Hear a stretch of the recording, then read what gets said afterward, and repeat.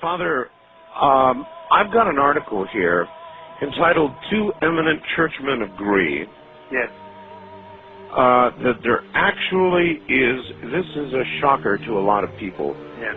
that there are satanic practices going on at the Vatican. Could that be true? Yes. You want to say that? If I was a lawyer and you were on the witness chair, I'd say, would you say it? It's out loud, yes. Yeah. Yes, it is.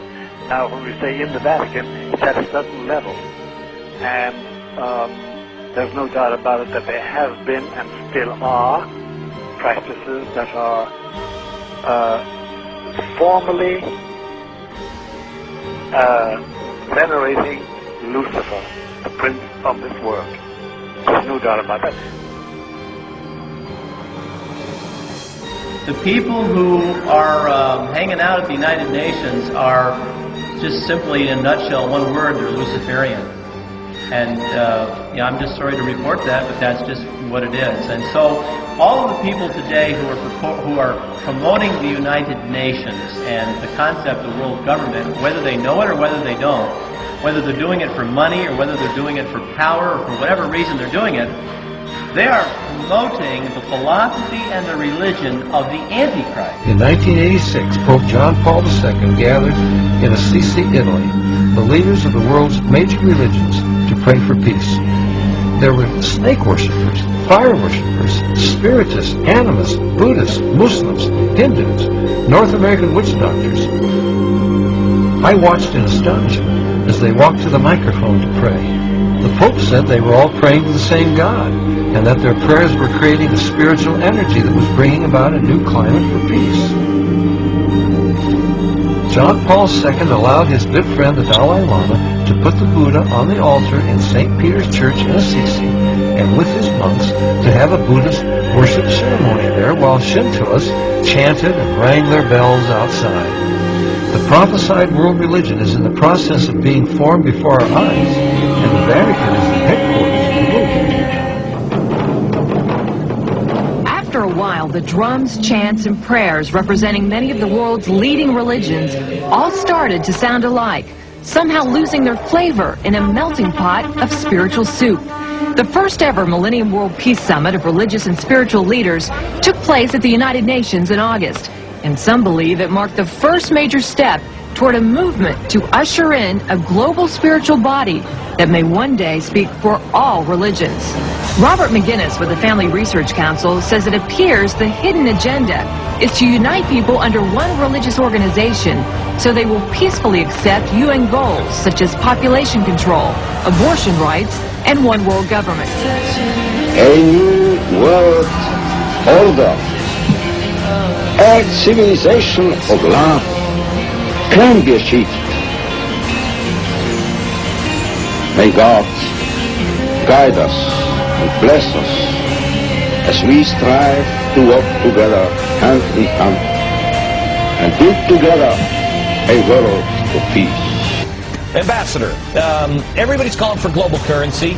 I think part of this is a game, but I think also part of it is now the UN is saying, you know what, we should have a global currency. Pope Benedict XVI is calling for a new world financial order. It's also a movement to tie the entire globe together into one big government.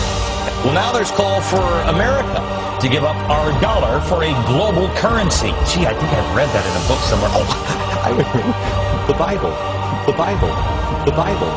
And down below, here he is meeting with members of the Trilateral Commission. Steering Committee, members of the Council on Foreign Relations, a bunch of Marxist hoodlums made up of people like Zbigniew Brzezinski and David Rockefeller, and CEOs, Henry Kissinger. Here he is getting a little blessing from one of the adorers of Shiva, Bombay. Something is wrong. Do we not recognize something is wrong? I know all you do, but you know, you show these pictures to somebody outside a Novus Ordo church and they say, well, what's the problem? This is at a Buddhist temple. I'll give you the date, May 10th, 1984.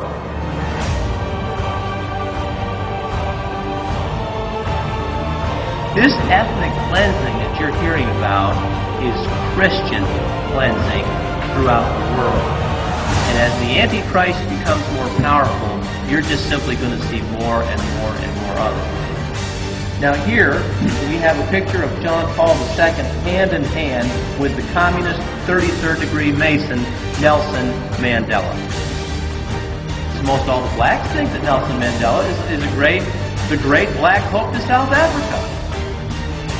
Here he is shaking hands with the communist Mikhail Gorbachev, who's also a Mason.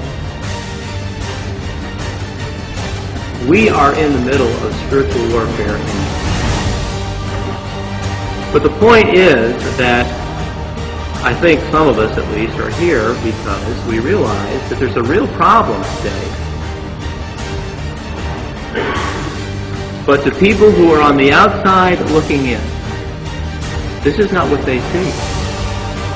They're watching leadership of the Catholic Church meet with members of the Communist Party, like Togliatti in Italy.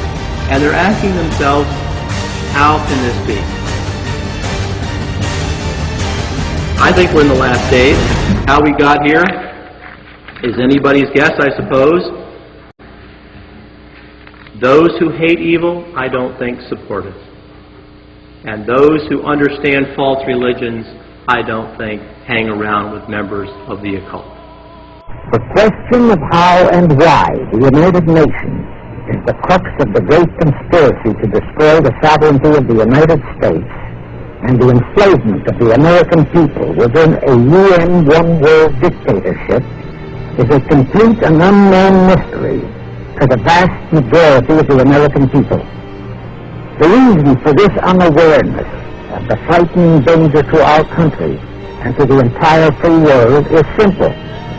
The masterminds behind this great conspiracy have absolute control of all of our mass communications media, especially television, the radio, the press, and Hollywood.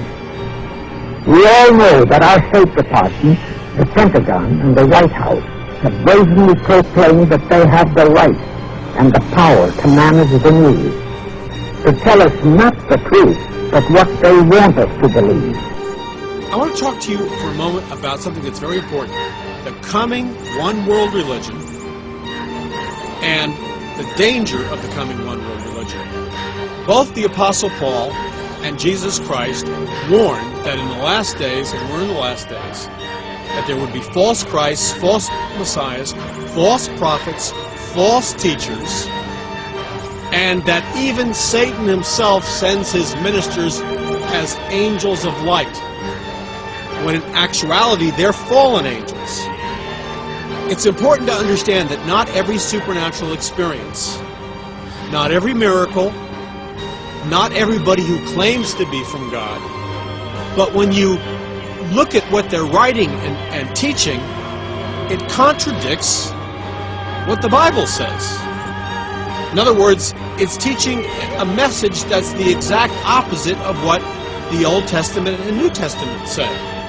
Now, the Apostle Paul has taught us, as well as Jesus, that when a spiritual teacher or a spiritual movement arises, even though they use the word miracles, and if they use the word Son of God and Jesus, or they say they have a prophecy, or they say they've had a revelation, or God did this or God did that through them, and that the world is going to become one, and we're entering the age of Aquarius, and we're going to have a new one world religion and a beautiful one world government.